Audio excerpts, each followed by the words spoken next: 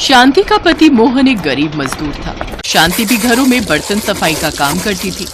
दोनों की थोड़ी बहुत कमाई से घर चलता था। मोहन और शांति दोनों की शिवजी में बहुत आस्था थी। हमेशा ही उन दोनों के मुख पर शिवजी का नाम रहता था। सुबह पूजा पाठ करके और जो रूखी सूखी बनाते वो अपने बच्चों के साथ मिल बांट कर खाते। कुछ समय से मोहन की तबीयत ठीक नहीं चल रही थी। वो मजदूरी पर तो जाता पर काम के दौरान जल्दी ही थक जाता था और उसकी सांस फूलने लगती थी। कितनी बार कहा है डॉक्टर के पास दिखाने चलते हैं, तुम्हारी सांस रोजाना ही फूल जाती है। अच्छा ठीक है, मैं तेरे साथ डॉक्टर के पास जरूर चलूंगा। एक दिन की छुट्टी मांग लूंगा मालिक से। वो तो उन्हें बताना पड़ेगा ना। अगर बिना कहे छुट्टी ली तो मालिक बहुत नाराज होते हैं। जब तक मैं डॉक्टर के पास नहीं जाऊंगा तब तक तू मानेगी नहीं। और मेरी चिंता मत किया कर। जब तक भगवान शिव हमारे साथ हैं, हमें कोई संकट नहीं आएगा। मोहन और उसकी पत्नी मिलकर भगवान शिव की आरती और पूजन करते हैं। अगले दिन मोहन शांति के कहने पर मालिक से छुट्टी बोलता है। मालिक, वो बहुत दिनों से तबीयत ठीक नहीं चल रही। सांस बहुत फूलने लगा है। डॉक्टर को दिखाने जाना था। कल की छुट्टी दे देते तो मैं डॉक्टर को दिखा आता। अरे ठंड में सांस फूल जाती है, इसके लिए क्या डॉक्टर के पास जाना भाई है? कोई जरूरत नहीं है डॉक्टर के पास जाने की। और यहाँ पर बहुत काम है, इसलिए मैं कोई छुट्टी नहीं दूंगा। अगर फिर भी तू नहीं माना तो हमेशा के लिए छुट्टी कर दूंगा। चल जा, अभी जाकर काम कर। परसों तक ऊपर की बिल्डिंग तैयार करनी है और सभी मजदूर मेहनत कर रहे हैं। तू भी मेहनत कर, तभी शाम तक पैसे मिलेंगे।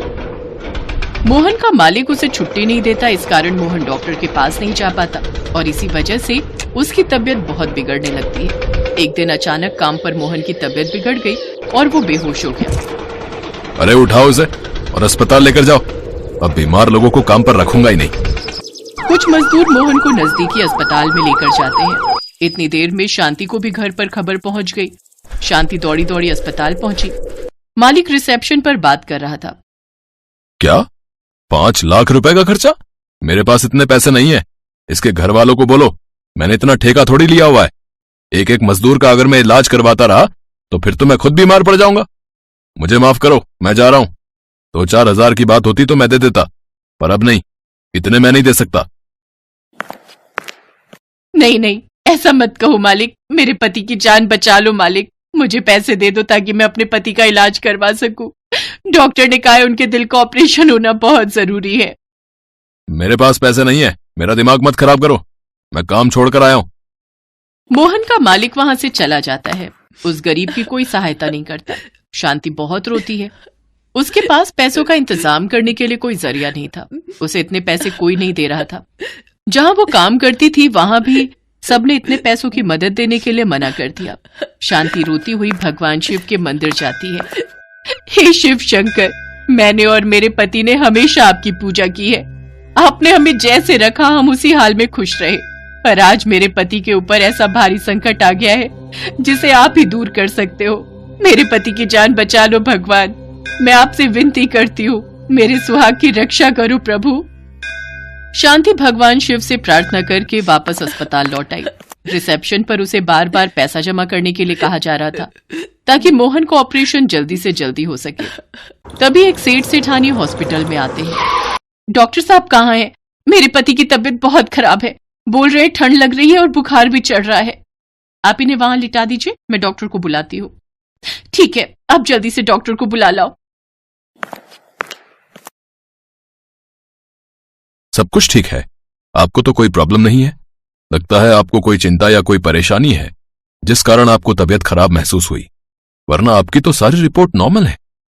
कितनी बार कहा है चिंता कम किया करो, पर क्या करें, चिंता करना तो इनकी आदत है। आपको क्या ही बताऊं, ये तो पूरे संसार की चिंता अपने ऊपर लिए रहते हैं। अच्छा, पर चिंता के साथ साथ अपनी सेहत का भी ख्याल रखना चाहिए सेठ जी। मैं आपको कुछ ताकत की दवाइयां लिख कर दे रहा हूं, इन्हें समय पर ले लेना, आपको कमजोरी नहीं महसूस होगी। अच्छा, धन्यवाद डॉक्टर साहब। डॉक्टर साहब, वो जो पेशेंट एडमिट हुआ था उसकी पत्नी पैसों का इंतजाम नहीं कर पा रही है। पैसों का इंतजाम तो उन्हें करना ही होगा। बहुत बड़ा ऑपरेशन है जिसमें बहुत खर्चा आएगा, ये बात उनको समझनी होगी। वैसे भी पहले ही बहुत लेट हो चुका है, हम उनके पति के ऑपरेशन में लेट नहीं कर सकते। तभी शांति रोती हुई आ जाती है। डॉक्टर साहब, कोई भी मेरी मदद नहीं कर रहा। मुझे कुछ समझ नहीं आ रहा मैं कहां से पैसे लाऊं। मेरे पति को बचा लीजिए डॉक्टर साहब। हे शिव शंकर, मेरी मदद करो, मेरे पति को बचा लो।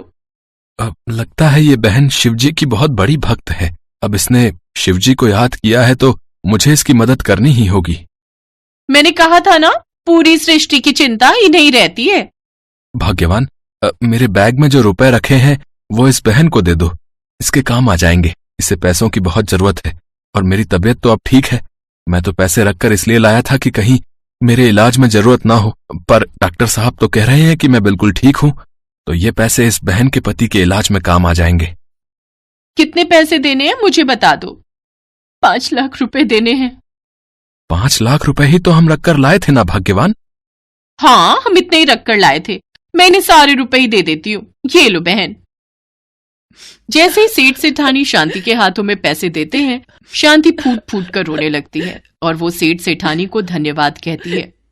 आपका बहुत बहुत शुक्रिया। आप आज इस संकट की घड़ी में मेरे लिए मेरे शिव पार्वती बनकर आए हो।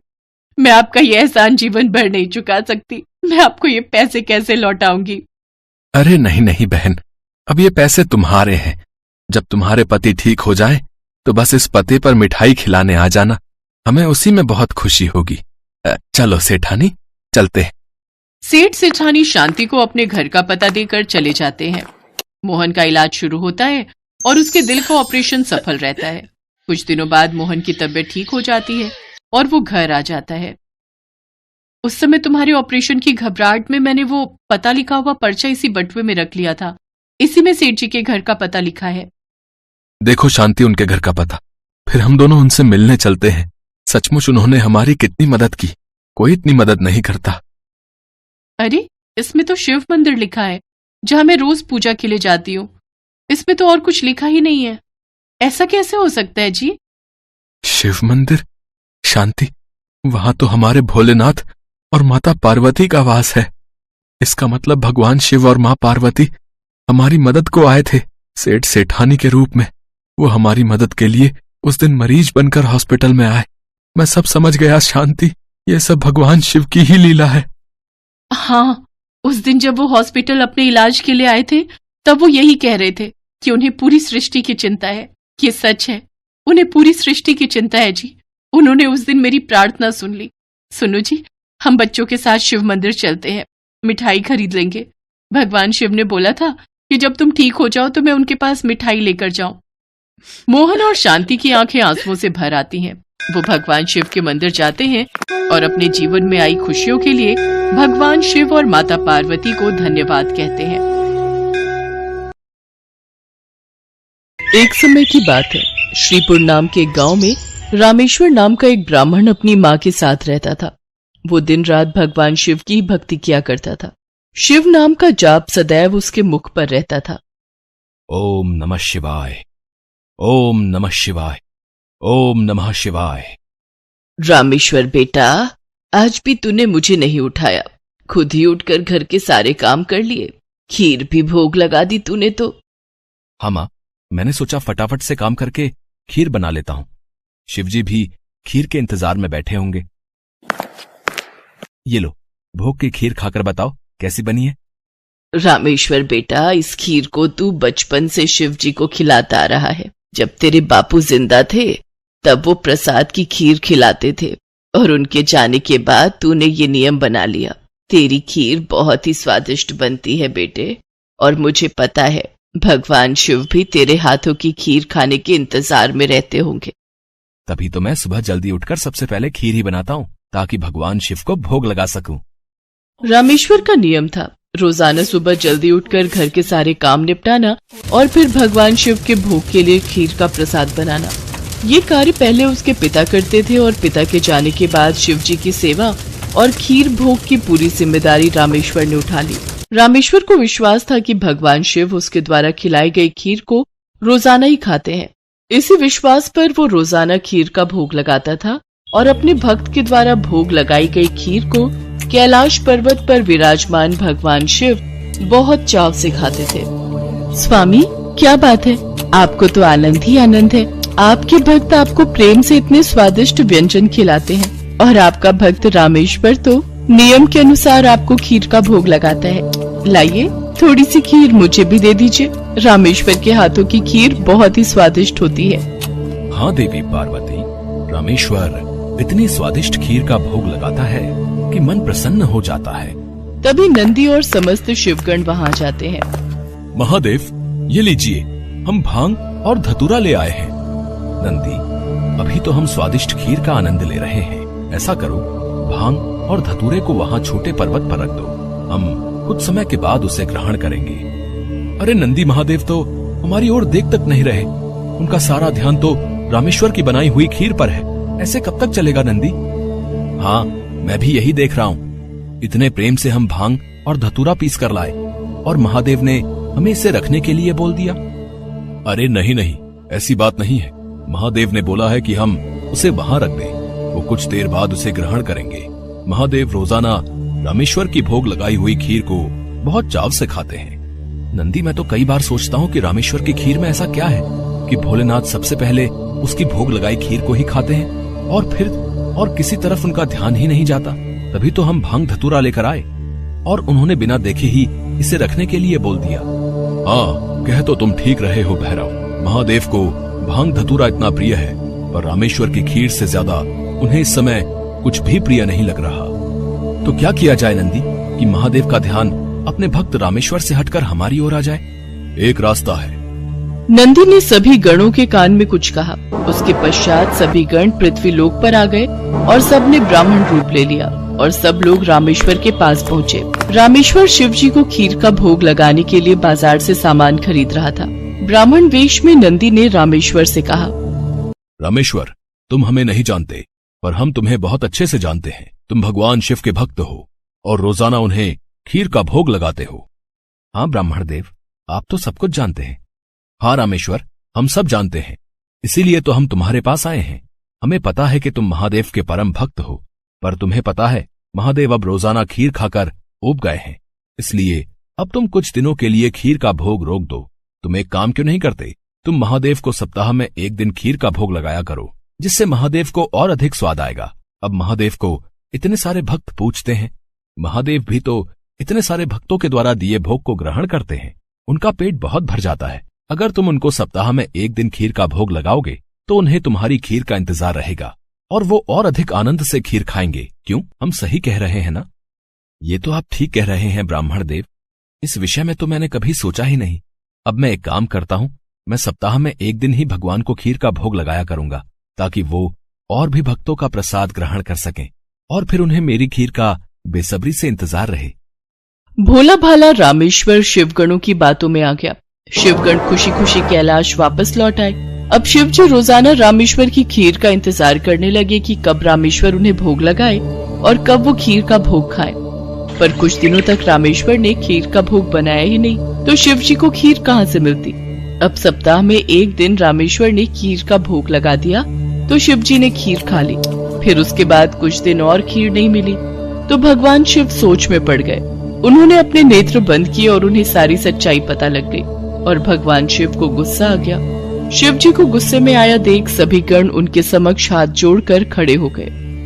नंदी, श्रृंगी, वीरभद्र, भैरव, तुम सभी गण जानते भी हो कि तुमने क्या किया है।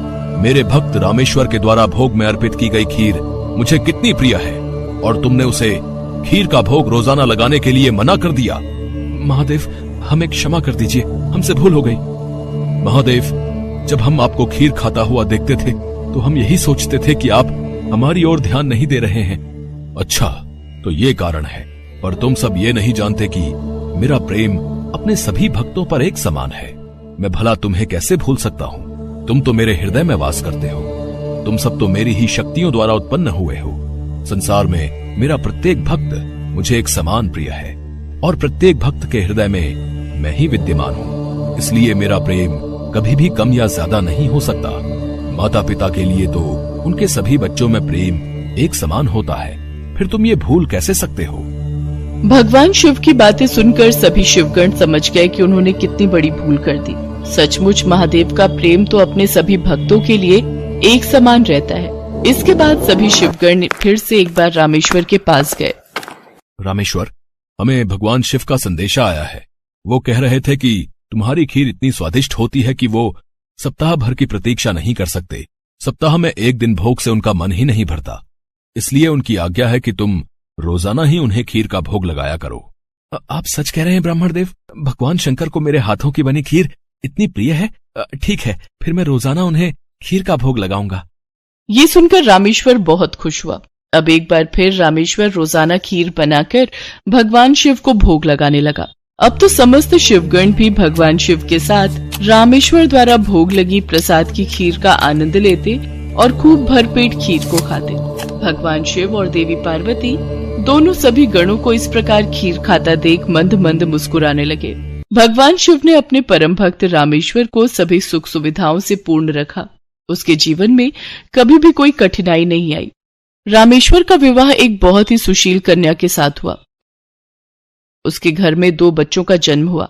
अपने परिवार के साथ संपूर्ण जीवन खुशी खुशी व्यतीत करके रामेश्वर अंत में मोक्ष को प्राप्त हुआ।